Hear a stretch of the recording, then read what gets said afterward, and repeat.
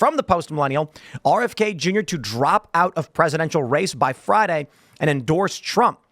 The news comes as Kennedy is scheduled to host an event in Phoenix, Arizona on Friday afternoon to address the current historical moment and his path. And we don't normally do this, but a super chat just came in from Paul Tascalos, who says, Nicole Shanahan just said in an interview with Dr. Drew, they'll be making one of the biggest announcements in American political history on Friday. Oh, boy, I'm excited. It's exciting. Trump's going to be in Phoenix on Friday as well. It seems like it's all lining up. And RFK has not announced where he's going to be making his announcement. I think it's going to be on stage with Trump. Yeah. Well, that's sort of, what I'm indicating here. That's what I'm hoping for. Yeah. Does this? I think that would be I kind of feel.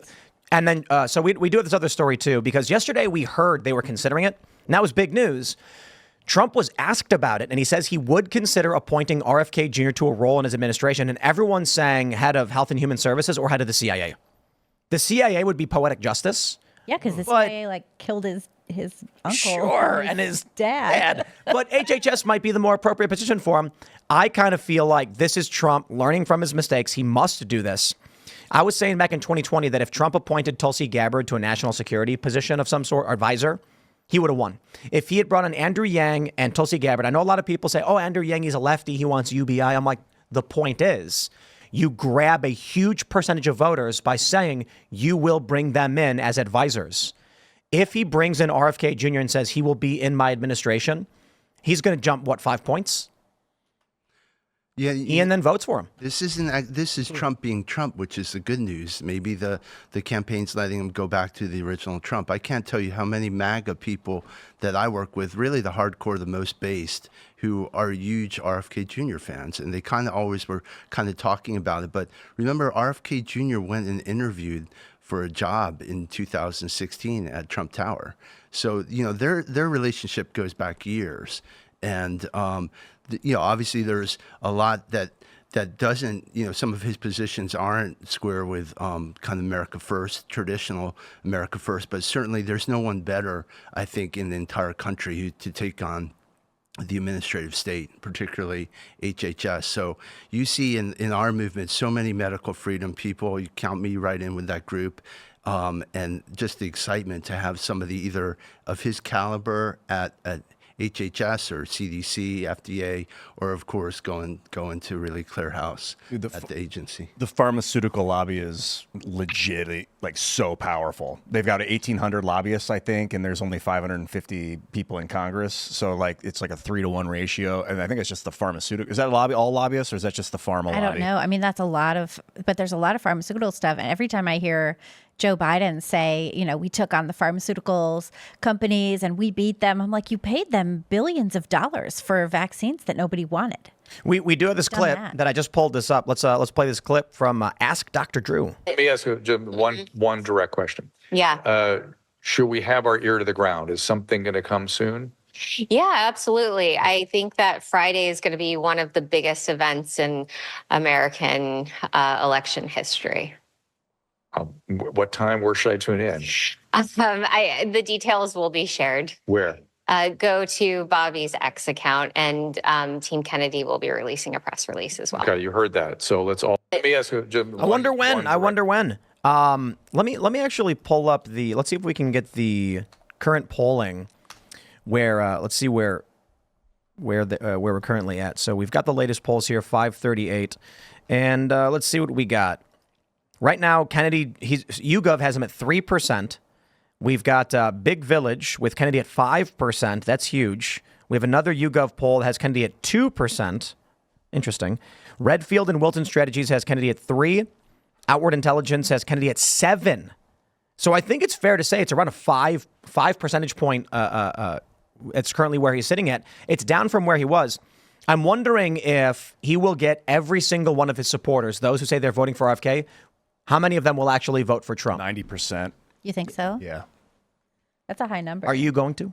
Oh, yeah. I don't need to disclose who I'm voting for. You see, but, come on. I Ian really said align with those yesterday- guys compared to the other Kamala Harris. Ian said yesterday if RFK Jr. endorsed Trump, that's the only way he ended up voting but for Trump. I spent last night in the sauna thinking about like secret ballots and the whole reason that we have secret ballots in the United States, so you don't have to implicate yourself to your friends and neighbors, so you don't get lynched, by stupid mobs and stuff. So I don't feel like compelled to talk about it. Really. When Ian walks out of the room, stick a "I voted Trump" sticker on his back. Dude, I'm noticing. Now, before we really get into this, I watched the Theo Von interview with Trump. Highly, highly recommend. 1 hour interview. Excellent, hilarious. And Theo just kept pressing him on the lobbies. And you could tell Trump was like, oh, God, I don't want to talk about this, but I will. And acknowledging that the lawyer lobby is the most powerful lobby in the country, and the pharmaceutical lobby is insanely powerful. And The RFK, lawyer lobby? The lawyer lobby. Trump kept saying that's the most powerful lobby. What is in the that? country. The lobby, it's like lawfare. This guy right here.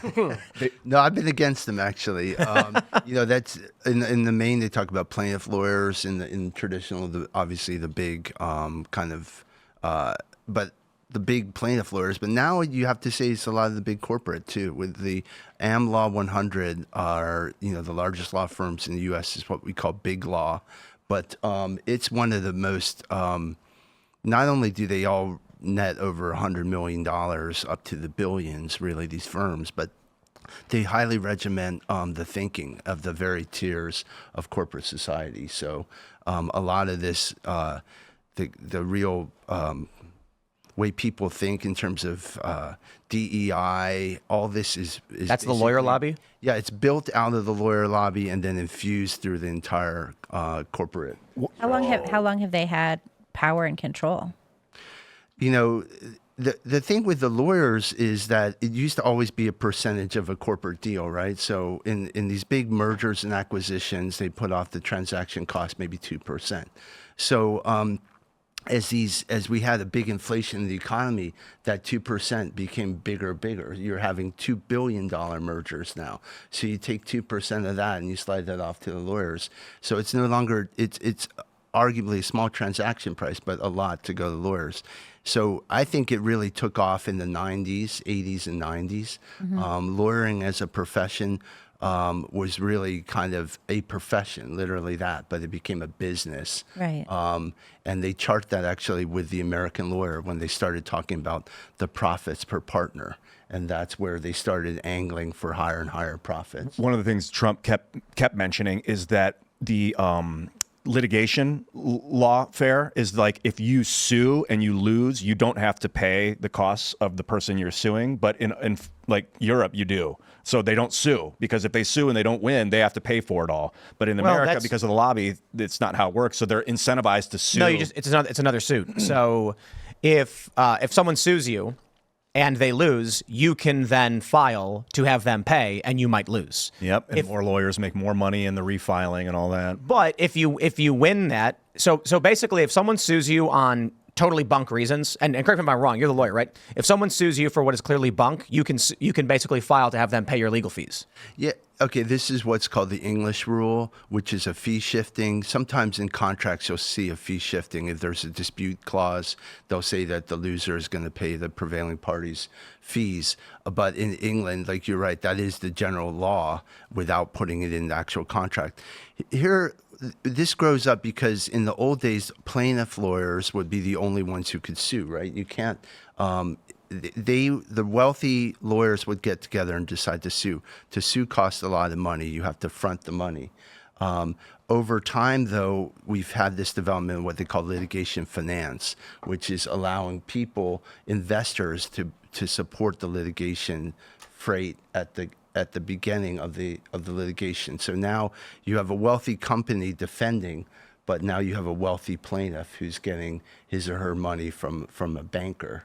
So with the advent of litigation funding, it's kind of lessened the need for this fee shifting.